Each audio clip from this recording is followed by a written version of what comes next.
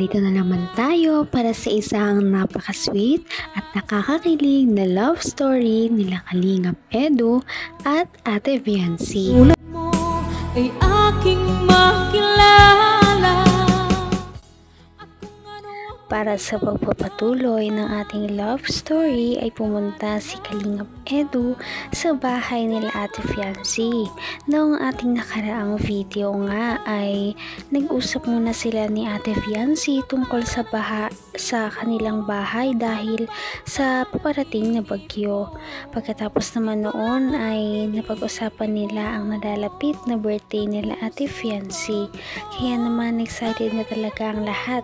Biniro nga ni Kalingap Edu si Ate Viancy na pag malapit na siya mag-birthday, malapit na siya mag-17, edi malapit na rin daw siyang mag-18.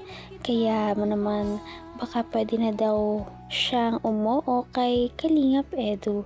Kaya naman nahiya si Ate Viancy dahil maraming mga nanonood sa kanila noong panahon na yon. Kaya sabi niya ay wag daw siya masyadong makinig. Talaga, hindi na lang. Huwag niyo lang po sisirain. Tiwala na yun. Oo naman.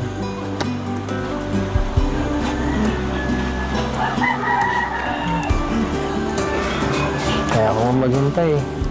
Tatanong pa ba yan?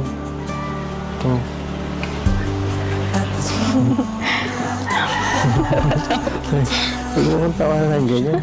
Nag-aadala ko sa'yo.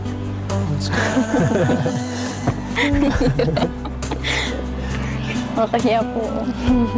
Nasa vlog po tayo. Ay, nako. Kaya mo na si mga nakakapanood. JJ, okay lang yan. Marites din yan. Pero mabuting marites naman yan eh. Saka kahit panood mo tayo ng buong mundo, okay lang yan. Ano man. Kamay na kita mahal. Sa tagal ng panunuyo ni Kalingap Edu kay Ate Viancy, hindi rin talaga niya may iwasan na ma-fall na rin kay Kalingap Edu.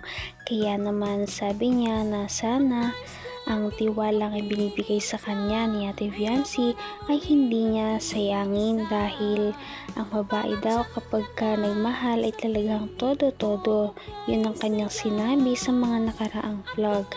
Kaya naman sabi naman ni Kalingap Edu na oo naman daw, hindi niya naman daw talaga sisirain ang tiwala sa kanya ni Ate Viancy at pinapahalagahan niya naman talaga ang dalaga at alam din naman ng lahat ng mga viewers na talagang seryoso si Kalingap Edu sa kanyang mga nararamdaman para kay Ate Viancy. Puso ko kita, lagi rin ako. Basta so sa atin okay tayo.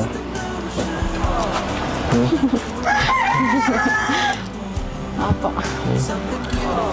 Hayaan mo sila. Yung mga tao ngayon na mapangimasok sa buhay natin. Hayaan mo sila mag-isip na kung ano-ano.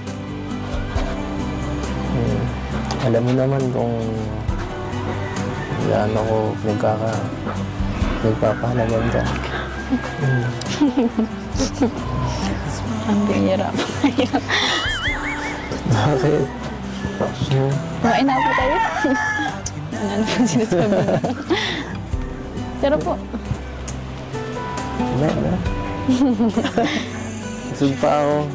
Kuya, Busog pa rin yan. Hindi ko naman akala.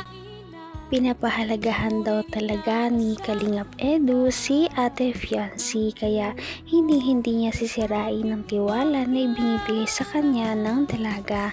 Parang nahahatsit nga si Ate Viancy doon at hindi niya talaga alam ang sasabihin. Kaya naman sabi niya ay baka pwede ay kumain na lamang muna daw sila dahil hindi niya na alam ang kanyang sasabihin at talagang nahihiya siya sa harap ng ang Kalingap team dahil kung ano-ano daw ang sinasabi ni Kalingap Edu. Kaya niyaya niya nang kumain nito dahil marami ding pagkain sa kanila nung araw na yon dahil nagpadala sa kanya ang kanyang sponsor ng maagang pa-birthday. Maraming mga handa ang nakalatag sa mesa nila Ate Fiancé.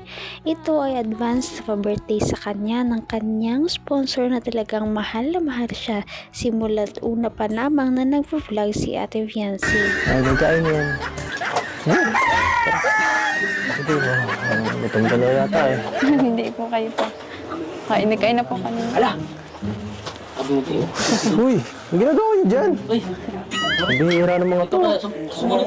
Dito ka pala. Kayo, di pa nga kayo sinasabihan kumain. Nandiyan na kayo umuuna agad. Para kayong mga walang hiya, guys. Wala pang laman.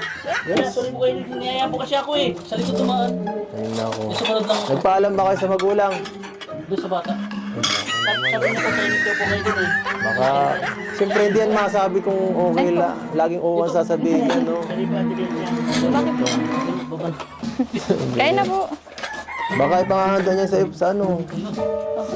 Sa iba. Ikaw nagbukas. Baka maraming pupunta dito, nako. Hindi po kayo lang. Salamat.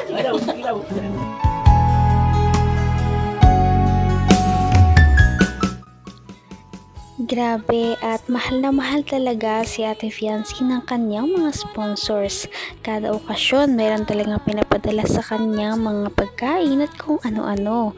Ngayon naman na hindi pa birthday ni Ate Fiancé, mayroon ng maagang pa birthday sa kanya at mga handa. Kasama na rin ng mga cake. Mayroong binigay sa kanyang spaghetti na 1 bilao, pansit, at iba pang mga handa na siguradong may enjoy ni Ate Fiancé at ng kanyang pamilya. Napakarami nga nito kaya shinare talaga nila Ate Fiancé ito sa Kalingap team. At talagang thankful si Ate Fiancé dahil sa mga nagbibigay sa kanya ng mga ganitong tulong at pagkain. Dahil pinapakita lamang nito na talagang sinusuportan siya ng kanyang mga supporters. Kain na po kanina. Bakit? Kumain ka na ulit. Kumain ka na lang ulit. Sa tingin ko daw kasi ni Kuya Edo nabubusog. Pabihiras Kuya Ato. Mukha ba akong pagkain? Kain po, Nay. Kain po kayo. Kain po. Sige lang po. Yun. Kaya na tayo. Sige na. Kain lang. Tamang dalawa lang. Ha? Dalawa lang. Lola. Ha? Ito na po. Sige ko muna Ako din. na balik. Sige na, nakakaya din naman tumangin ko. Ano po? Okay din. Ate Bessie, advance happy birthday po. Salamat po. Birthday to you. Happy birthday to you. Happy birthday, happy birthday, happy birthday to you. Sa cellphone po. Pero salamat po. Advance happy birthday. Happy birthday, Thank you. Tsaka dali po.